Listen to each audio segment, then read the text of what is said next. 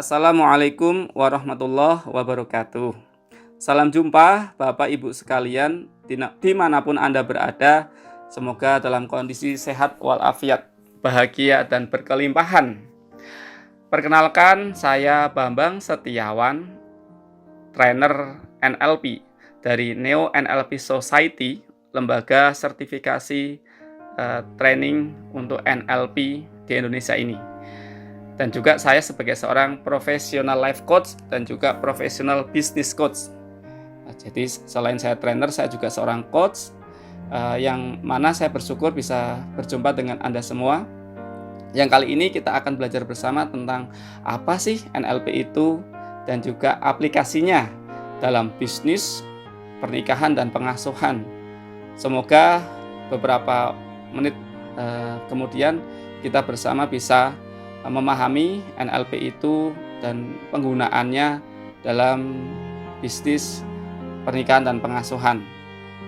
Sehingga dengan pembelajaran kali ini banyak manfaatnya untuk saya pribadi dan tim fasilitator serta Bapak Ibu semuanya untuk kehidupan yang lebih berarti lagi, kehidupan yang lebih bermakna lagi, dan kehidupan yang bermanfaat baik bagi diri, keluarga, dan orang banyak. Baik, kita masuk ke dalam slide yang pertama tentang mengenal NLP. NLP tersusun dari 3 unsur kata, yaitu neuro, linguistik, dan programming. Neuro bermakna saraf yang ada di otak kita dan juga tubuh kita yang menghubungkan satu dengan yang lainnya, membentuk koordinasi, ataupun bisa disebut pula neuro dengan istilah jiwa. Yang berikutnya linguistik bermakna bahasa, sedangkan programming kita tahu, programming berarti kita memprogram, kita men-setting, kita mengatur.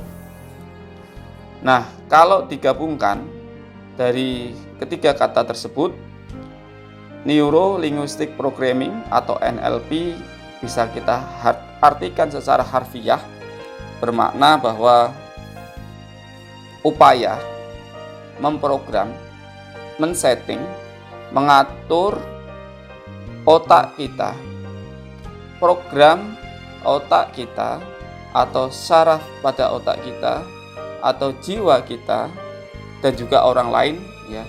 Jadi NLP itu kita bagaimana menemukan cara mengatur, men-setting, memprogram otak, ya, saraf pada otak kita ataupun orang lain dengan menggunakan pola bahasa. Itu kata kuncinya.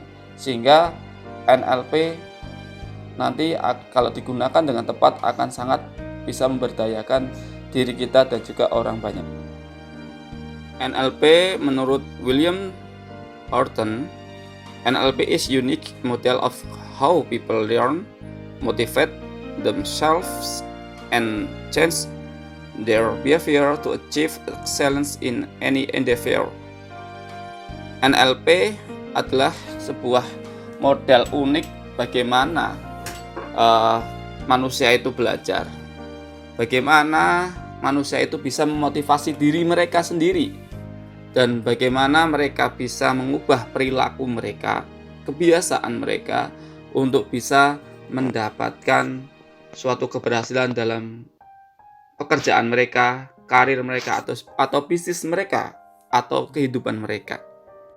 Dari sini saya memberikan definisi tersendiri untuk NLP, yakni NLP membantu, mempermudah kita dalam proses intervensi pikiran, baik diri kita maupun orang lain, untuk melakukan kegiatan yang lebih berkualitas, kegiatan yang lebih berdampak, dan kegiatan yang bisa menjadikan kehidupan lebih berarti dan tentunya ingin mendapatkan kebahagiaan, juga keberhasilan. Yang berikutnya kita belajar tentang sejarah NLP. NLP didirikan oleh Richard Bandler dan juga John Grinder, yang mana mereka waktu itu berkolaborasi antara mahasiswa Richard Bandler masih mahasiswa waktu itu, dan John Grinder seorang dosen ahli linguistik ya, bahasa komunikasi, yang mereka berdua sangat tertarik untuk bagaimana bisa mencari formula sukses. Nah, sehingga mereka berdua berkomitmen untuk bisa mencari tahu bagaimana sih formula sukses itu.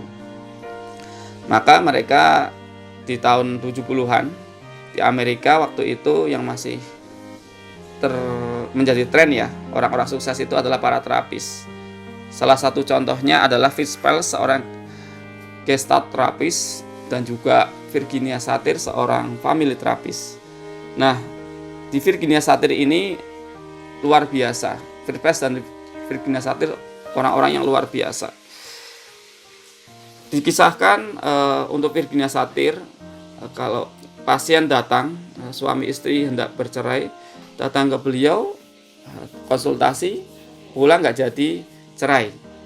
Nah, ini yang membuat Richard Bandler dan juga John Grinder tertarik untuk bisa belajar langsung kepada beliau-beliau itu. Sehingga beliau mengamati dari proses terapinya, oh ada pola bahasa yang menjadi bahasa dominan dalam proses terapi itu. Sehingga ditemukanlah metamodel dari Fritz Perls dan juga Virginia Satir, yang mana metamodel itu lebih berbentuk kepada pola pertanyaan dalam proses terapi mereka. Nah, tokoh-tokoh sukses di dunia ini ya, yang telah belajar NLP dan mampu mengaplikasikan ilmu NLP dalam kehidupannya, Anda bisa lihat di slide ya. Yang pertama sebelah kiri kita ada Anthony Robbins ya, seorang pembicara sukses nomor 1 dunia gitu ya, top dunia. Anda bisa search kalau yang belum pernah lihat atau sudah lihat bagaimana beliau seorang awalnya office boy ya, atau seorang cuci WC lah gitu, atau penjaga WC gitu ya, yang mau waktu itu ingin berubah hidupnya ya, dia setelah itu belajar, dan salah satu yang dipelajari adalah NLP. Dan dari ilmu NLP itu beliau mendesain materi dengan luar biasa, membangkitkan diri, sehingga bisa beliau mempengaruhi diri dan orang banyak. Dan termasuk di sebelah paling kanan itu ada Pak Tung Desem Waringin, guru saya belajar langsung dengan beliau. Beliau belajar langsung dengan Anthony Robbins gitu ya, yang mana Tung Desem Waringin ini terkenal sebagai pembicara nomor 1 Indonesia gitu ya.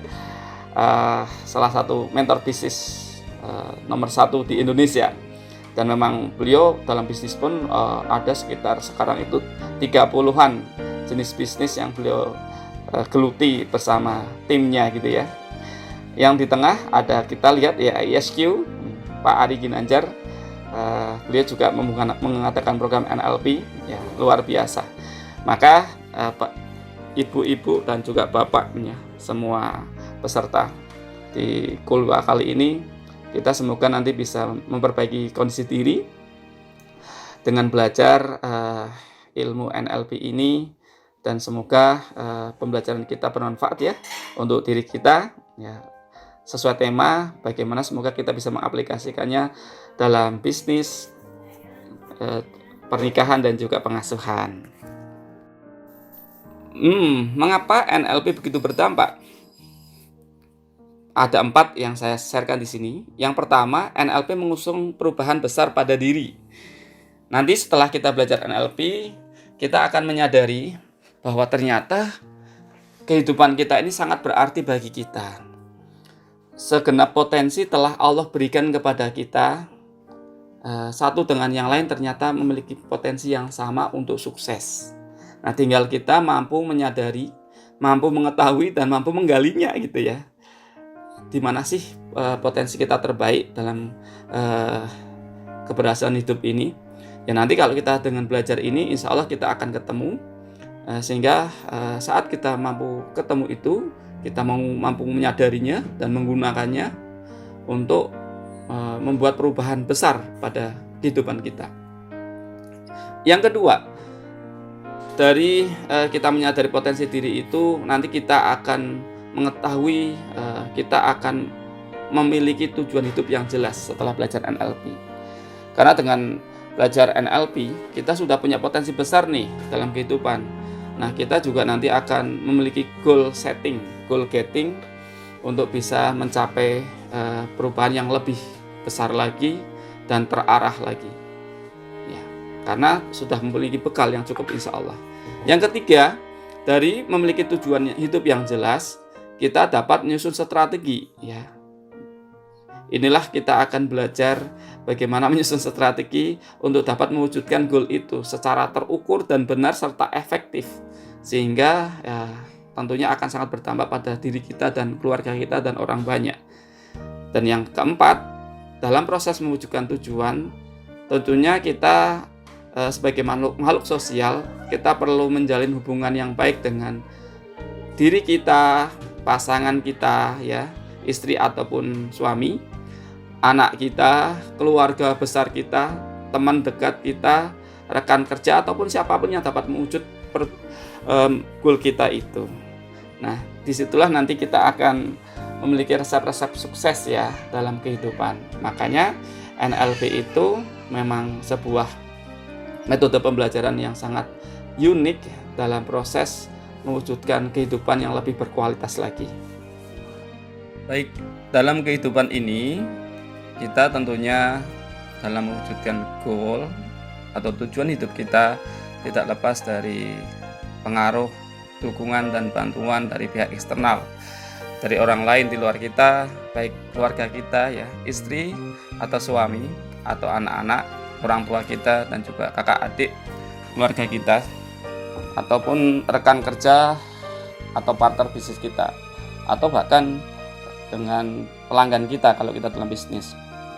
Maka dalam teknik menjalin hubungan, NLP mengajarkan kita untuk bagaimana kita bisa melakukan building rapport ya, sebuah teknik agar kita bisa menjalin kedekatan dengan orang lain.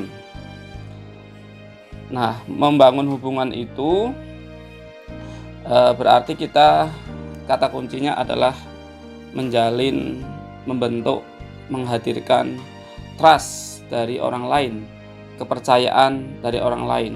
Karena apa?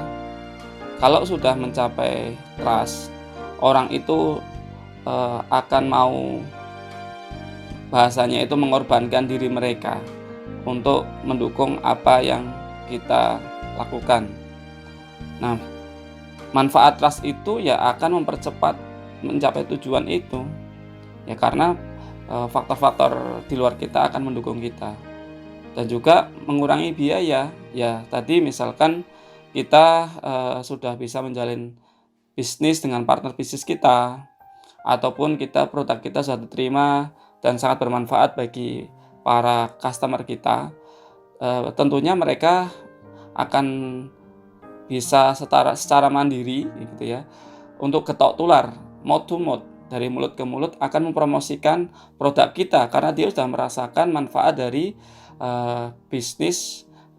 hasil bisnis dari produk kita, gitu ya. Nah, itulah pentingnya membangun hubungan dekat, ya, dalam istilah NLP adalah building rapport. Rapport itu bisa dibangun, bisa dirusak, dan dibangun lagi. Ya wajar ya dalam kita kehidupan. Ya, contoh kita dengan istri kita, atau pasangan kita, atau suami kita. Tidak lepaskan dari perjalanan hidup ini, sekitar kalau Anda sudah 5 tahun, 10 tahun, tidak lepas dari jalanan rumah tangga ya, yang kadang mengalami pasang surut kedekatan, harmonisasi rumah tangga itu. Yang mana ya hubungan dekat itu bisa saja dengan ketidaksengajaan kita mengucapkan suatu ucapan yang itu tidak disukai oleh pasangan kita, dan kita melihat responnya, dan kan bahkan bisa jadi itu bisa bertambah harian, mingguan, bahkan bisa jadi bulanan atau tahunan. Tetapi ingat bahwa kejadian yang seperti itu bisa diperbaiki lagi. Itulah mengapa pentingnya kita belajar untuk building rapport dalam NLP. Nah, biasanya di dalam pembelajaran langsung ya, workshop offline bersama saya, keterampilan ini akan diajarkan melalui exercise atau latihan-latihan tahap demi tahap sehingga mencapai hubungan yang sangat intim ya, bahasanya sangat intim, buka-bukaan gitu ya. Sehingga nanti kalau Anda memiliki skill NLP ini, Anda akan bisa menjadi ya seperti seorang terapis ya. Terapis bagi diri Anda sendiri ya, gitu ya. Terapis bagi pasangan Anda, istri atau suami, atau dengan anak-anak Anda, atau dengan mitra bisnis atau klien Anda. Baik, salah satu teknik kunci dalam NLP untuk bisa menjalin hubungan yang baik, yang dekat, sehingga terjalin trust adalah dengan menggunakan passing leading. Passing adalah upaya dari proses komunikasi kita untuk bisa menyamakan diri kita dengan lawan bicara kita. Ide-ide mereka kita samakan, kita iyakan. Jadi kata kuncinya dalam menyamakan itu kita mengiyakan apa saja yang disampaikan mereka. Sehingga mereka merasa bahwa kita ini sama dengan mereka. Karena salah satu kunci untuk kita mendapatkan trust dari orang lain adalah kita menyamakan dengan peta mental, cara komunikasi, atau gaya tingkah laku dari lawan bicara kita. Sehingga semakin kita bisa menyamakan itu, maka semakin kita akan membuat orang lain nyaman dengan kita. Berikutnya, setelah kita mampu menyamakan itu, membuat orang lain sudah nyaman gitu ya, kita baru masuk ke dalam leading. Nah, ada pola yang saya share di sini, yaitu 5 kali P. 5 kali kita menyamakan, kita intinya menyamakan dulu, mengiyakan dulu apa saja yang disampaikan oleh lawan bicara kita, baik klien bisnis kita, anak buah kita, tim kita, suami atau istri atau anak kita atau siapapun lawan bicara kita iyakan dulu. Kita lihat respon mereka, apakah mereka sudah sedemikian nyaman dengan kita. Maka setelah kita menyamakan itu, kita coba pancing ya, kita coba masukkan ide-ide kita, gagasan-gagasan kita dalam sesi dialog atau komunikasi itu dengan mereka. Mari kita mengaplikasikan NLP dalam bisnis. Nah, dalam bisnis tentunya sangat beragam ya. Yang pada intinya bahwa bagaimana bisnis kita itu bisa berjalan, berkembang dan bertahan, serta produk kita diterima pasar. Nah, salah satu kunci bisnis adalah kemampuan kita untuk bisa memasarkan ya, atau menawarkan kepada customer atau calon customer kita yang menjadi prospek kita. Nah, maka butuh keterampilan yang profesional di bidang sales and marketing ya, karena itu menjadi ujung tombak dari bisnis. Karena tentunya kita sudah mengetahui product knowledge ya, keunggulan dari produk kita, tim kita. Nah, kali ini kita akan fokus kepada bagaimana agar kita ini menjadi seorang sales dan juga seorang marketer yang sangat bagus di dalam memprospek calon customer kita. Joe Vitale, seorang penulis buku Buying Trends, telah mengungkap rahasia agar setiap salesperson dalam menciptakan kondisi trends dalam waktu yang singkat. Rahasianya adalah bagaimana menarik perhatian calon customer dengan cepat sebagaimana yang biasa terlihat dalam pertunjukan hipnosis di panggung itu. Dalam dunia pemasaran, seorang prospek dapat dibuat mengalami kondisi buying trends dalam waktu yang singkat, bahkan hanya memakan waktu kurang dari 10 detik ya. Bagaimana sih bisa dalam waktu singkat itu dapat menciptakan kondisi buying trends? Elmer Weller, seorang penulis buku Work Magic and Tested Sentences, menyatakan bahwa Anda hanya memiliki waktu yang sangat singkat, yaitu sekitar 10 detik untuk dapat menangkap perhatian seseorang yang cepat berlalu. Dan jika dalam waktu 10 detik tersebut Anda tidak mengatakan sesuatu yang sangat penting, maka prospek akan meninggalkan Anda secara mental sebelum mereka meninggalkan Anda secara fisik. Metode yang digunakan oleh Weller dalam membuat seorang prospek mengalami kondisi buying trends adalah dengan menganalisa beragam kombinasi kata atau yang ia sebut sebagai kalimat-kalimat penjualan yang teruji. Nah, ada 3 poin yang disampaikan beliau. Yang pertama adalah kita berikan pertanyaan yang memiliki jawaban tak terbatas, atau bahasanya adalah open question. Contohnya, bagaimana pandangan Anda terhadap produk saya ini? Model pertanyaannya ya. Oke. Atau kita bertanya, apa yang ada dalam pikiran Anda tentang manfaat produk saya ini gitu. Itu yang pertama ya. Kita nanti dalam memprospek calon customer kita dengan menggunakan open question. Yang kedua, kita menggunakan kata yang mana ya, bukan yang apa. Nah, seorang sales itu harus bisa memberikan pilihan kepada prospeknya, baik pilihan dalam bentuk produk maupun pembayarannya. Misalkan kita jualan perumahan, kira-kira Bapak atau Ibu ingin memilih produk tipe D atau tipe A gitu ya, kalau itu ada tipe A, B, C, D. Jadi kita menyampaikan ke beliau, ke calon customer itu, kita lalu sampaikan kira-kira mau memilih produk A gitu ya, perumahan tipe A atau tipe D gitu. Nah, itu dari jenis produknya. Yang kedua, teknis pembayarannya, apakah akan secara cash bertahap atau kredit. Nah, itu seperti itu ya, sehingga kita memberikan pilihan kepada seorang calon customer. Yang ketiga, nyatakan sesuatu yang masuk akal tapi sulit untuk dipercaya. Wah, salah satu untuk menyedot perhatian prospek adalah dengan melontarkan suatu pernyataan yang logis namun susah untuk dipercayai.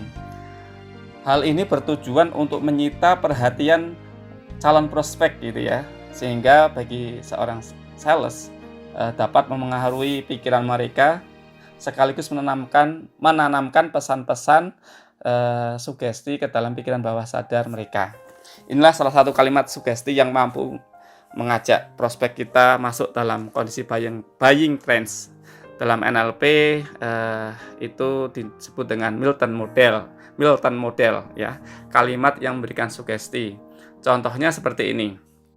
Insya Allah pilihan Anda tepat karena Anda adalah orang yang tepat dan layak untuk menempati perumahan ini. Atau dengan kalimat, saya doakan Bapak atau Ibu semoga bahagia, hidupnya berkah, berkualitas, dan rezekinya berlimpah dengan memiliki perumahan ini gitu ya. Nah, ini konteksnya adalah bisnis, penjualan bisnis properti ya. Itu bisa Anda develop dalam produk-produk Anda atau bisnis Anda atau yang Anda geluti. Demikian untuk contoh aplikasi NLP dalam bisnis. Aplikasi NLP dalam pernikahan. Kita masih menggunakan teknik yang utama di NLP, yaitu menjalin kedekatan dengan building rapport, yang mana teknik kuncinya adalah dengan passing leading. Passing, kita mengiyakan, kita memberikan dukungan, kita memenuhi kebutuhan pihak eksternal atau orang lain, dan leading kita semoga bisa mengarahkannya sesuai dengan kemauan kita yang lebih baik. Kalau untuk kaitan pernikahan atau hubungan suami istri, saya jadi teringat nih ibu-ibu dan bapak sekalian tentang kisah Ummu Sulaim, yang mana waktu itu Ummu Sulaim itu ditinggal pergi oleh suaminya yang bernama Abu Tholhah, yang saat ditinggalkannya oleh Abu Tholhah itu anaknya itu sedang sakit gitu ya. Nah, Abu Tholhah pergi meninggalkannya ada suatu keperluan. Ternyata di tengah masa itu sang putra, anak dari Abu Tholhah itu ya, yang dititipkan ke istrinya itu ya, Ummu Sulaim itu ternyata meninggal. Nah, Ummu Sulaim menyampaikan kepada segenap keluarga besarnya agar jangan disampaikan dulu kepada sang suami yaitu Abu Tholhah, sampai dia sendiri yang akan memberitahukannya. Nah, waktu itu Abu Tholhah pulang di malam hari. Setelah pulang, Abu Tholhah diajak masuk, disambut dengan baik oleh Ummu Sulaim, dihidangkan makanan untuk makan dan beliau pun makan malam itu bersama.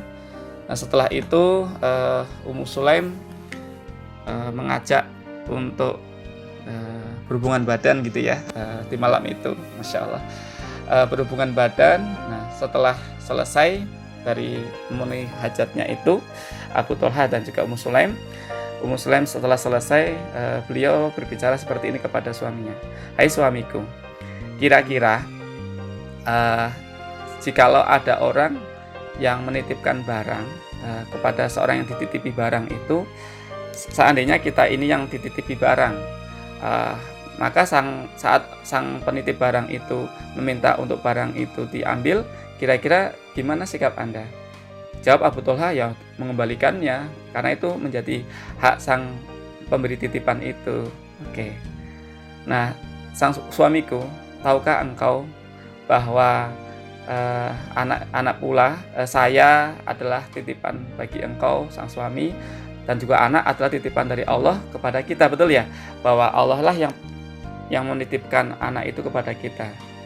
Betul, jawab Abu Tholha. Jadi ini sudah masuk leading nih, ya ceritanya seperti itu ya. Passingnya rangkaian sebelumnya ya, Bapak Ibu sekalian perhatikan. Nah, leadingnya adalah dengan bertanya seperti itu dan jawabannya sudah iya itu berarti bukti kita sudah melead. Akhirnya disampaikan oleh Ibunda Ummu Sulaim tadi, ketahuilah bahwa anak kita telah diambil oleh Allah yang telah memberikan titipan itu kepada kita. Langsung seketika itu, Masya Allah, apa yang menjadi kekhawatiran tidak terjadi, yaitu Abu Tholha merelakan anak itu diambil oleh Allah Subhanahu wa taala, yaitu alias anak itu meninggal. Bapak Ibu sekalian, bisa diambil pelajaran ya, bahwa untuk bisa menyampaikan ide kita, tentunya kita berupaya untuk bisa memposisikan pasangan kita dalam kondisi yang nyaman. Sebagai contoh kisah tadi dari Ummu Sulaim, semoga kita bisa mengambil pelajaran itu dan bisa mempraktekannya untuk kehidupan rumah tangga kita yang lebih harmonis, lebih bahagia, saling mendukung, sakinah, mawaddah, warohmah. Keluarga yang kita tinggali itu menjadi keluarga yang tenang dan menyenangkan. Sekarang aplikasi NLP untuk pengasuhan. Nah, kalau saya teringat, jadi pengalaman saya sekitar 3 atau 4 tahun yang lalu, yang mana waktu itu anak pertama saya dan adiknya selisih 2,5 tahun berantem ya, karena mereka ya Masya Allah anak-anak yang luar biasa. Waktu itu saya lagi di kamar, nah, tiba-tiba anak saya yang pertama lari sambil menutup pintu dengan badannya.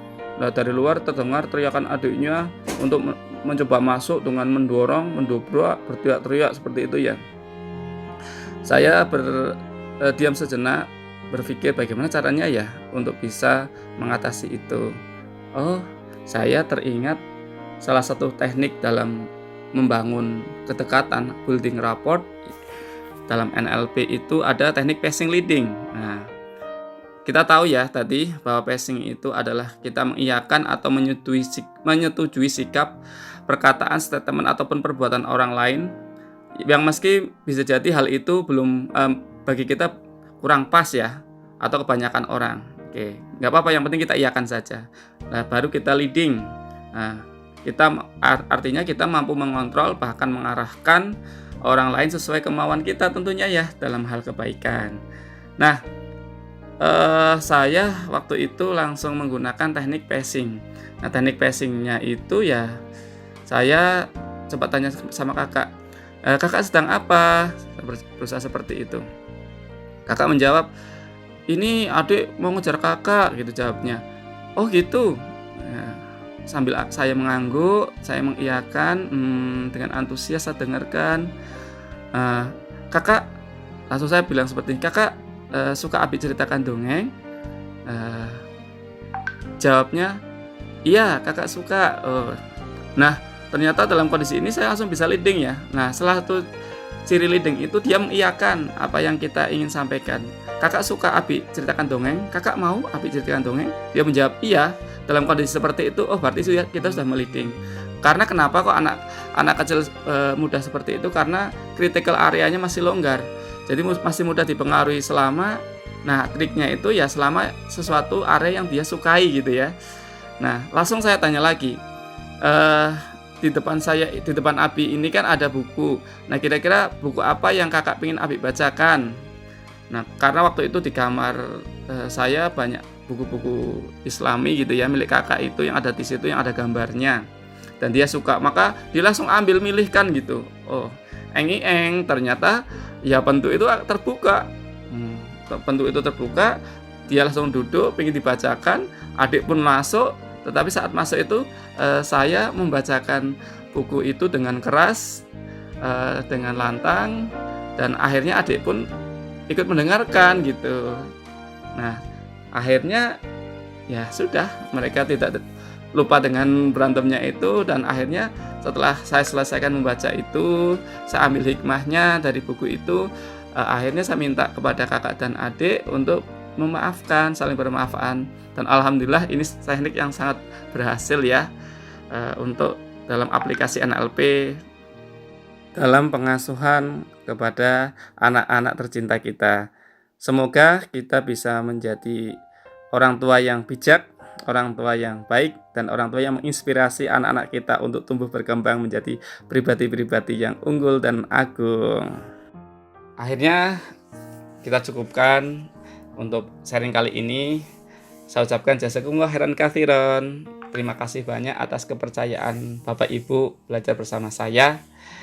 Semoga pembelajaran NLP ini yang meskipun ya jauh dari kata ideal sesuai dengan standar Neo NLP Society, lembaga training NLP nasional yang setingkat, dan ini untuk tingkat NLP practitioner ya. Untuk para praktisi NLP itu minimal 2 hari dalam workshopnya, baik online maupun offline. Tetapi kalau saya sarankan, kalau Anda ingin mempelajari NLP lebih dalam bentuk workshop ya, maka itu selama 2 hari offline gitu ya.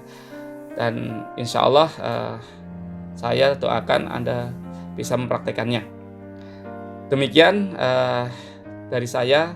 Semoga kita bisa bersilaturahmi lagi. Semoga kita tidak kenyang-kenyangnya untuk belajar. Dan itulah yang menjadi moto hidup saya ya. Meski umur kita terbatas, tapi buatlah impian yang besar dan manfaat yang luas, karena hasil karya kita tak terbatas, bahkan lintas generasi. Oleh karena itu, kami siap menjadi mitra belajar Anda dalam pengembangan diri, organisasi, guna mendukung keberhasilan kehidupan Anda dalam segi keuangan, kesehatan, keluarga, spiritual, dan juga bisnis. Salam bijaksana, sukses dan bahagia. Terima kasih. Billahi taufik wal hidayah. Assalamualaikum warahmatullahi wabarakatuh.